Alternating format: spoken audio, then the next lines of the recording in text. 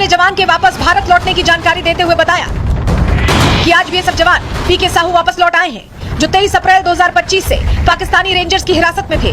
पीके साहू को अटारी check post के जरिए लगभग 10:30 बजे सौंप दिया गया है। हालांकि ये कोई पहली बार नहीं है जब पाकिस्तान को मुंह की खानी पड़ी। इससे पहले भी पाकिस्तान को विंग कमांडर अभिनंदन को वापस लौटाना पड़ा था। फर्क बस इतना है कि उस समय इमरान खान पाकिस्तान के प्रधानमंत्री थे और अब जब पीके साहू भारत वापस लौटे हैं तो पाकिस्तान के प्रधानमंत्री शहबाज शरीफ हैं, जिससे साफ है कि पाकिस्तान में प्रधानमंत्री तो बदले, सरकारें तो बदली, लेकिन मोदी के नाम का डर अभी भी बरकरार है।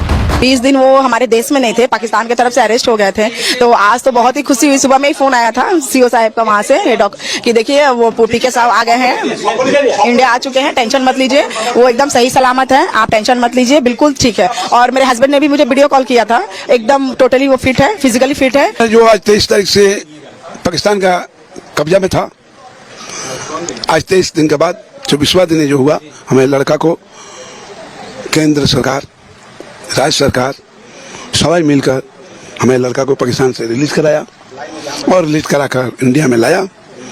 इन लोगों को धन्यवाद देते हैं। साफ है कि आतंकियों को पालने पोसने वाला आतंकिस्तान समझ चुका है कि भारत से टकराने का मतलब क्या होता है, भारत से दुश्मनी कितनी भारी पड़ती है, भारत की जल थल नभ सेना कितना हाहाकार मचाती है, और ऐसी ही तबाही की तस्वीरें शायद अब पाकिस्तान झेल नहीं पाएगा।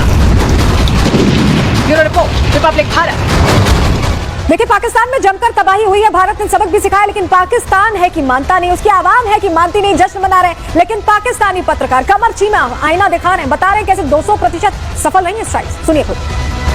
के अंदर उन्होंने हमला किया है और पाकिस्तान में आप कहते हैं हमने बात, मोदी साहब कामयाब है भाई, वो 100% कामयाब है, ही इज 200% सक्सेसफुल। याद रखें इस चीज को, 200% सक्सेसफुल है मोदी साहब। और यहां पे ये जो कंफ्यूज लीडरशिप है, इसका क्या करना है?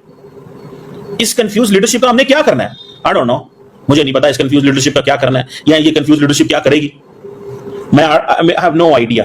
ठीक है ना जनाब।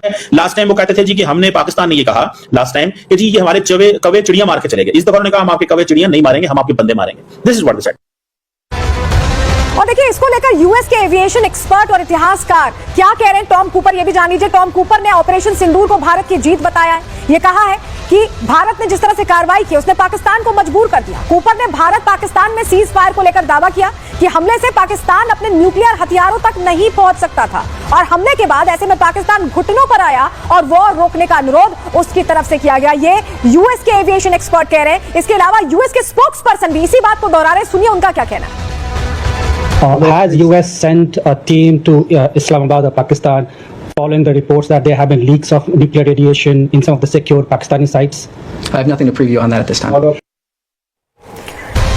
अच्छा, आपको याद होगा कि कैसे सीज फायर का ऐलान था, जरा वो तस्वीर दीजिए।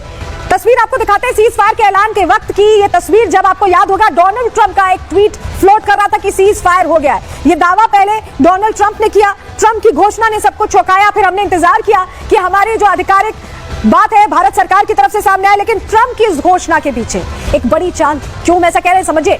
भारत पाकिस्तान संघर्ष के जरिए ट्रंप ने दरअसल खेल खेला है। ट्रंप ने सबसे पहले सीज फायर का ऐलान किया, इस पर प्रश्न भी उठे। पाकिस्तान अमेरिका से मदद मांग रहा था, ये खुलासा हुआ। पहले अमेरिका ने मदद से इनकार कर दिया था, ये जानकारी मिली है। जब पाकिस्तान घुटनों पर आया तब जाकर ट्रंप ने मदद की है। पाकिस्तान को कश्मीर मुद्दा सुलझाने का झांसा भी दिया ट्रंप ने। इस संघर्ष विराम के पीछे अमेरिका के कई लक्ष्य थे, कई लक्ष्य साधना चाहता था अमेरिका, लेकिन प्रधानमंत्री नरेंद्र मोदी ने क्लियर कर दिया था कि इसमें कोई थर्ड पार्टी इन्वॉल्व नहीं है। सुनिए जरा। भारत का मत एकदम स्पष्ट है,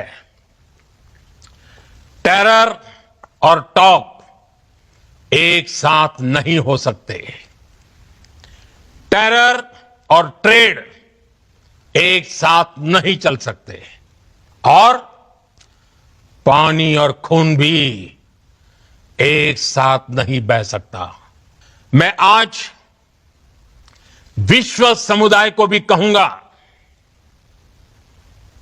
हमारी घोषित नीति रही है, अगर पाकिस्तान से बात होगी तो टेररिज्म पर ही होगी, अगर पाकिस्तान से बात होगी तो पाक ऑक्युपाइड कश्मीर POK उस पर ही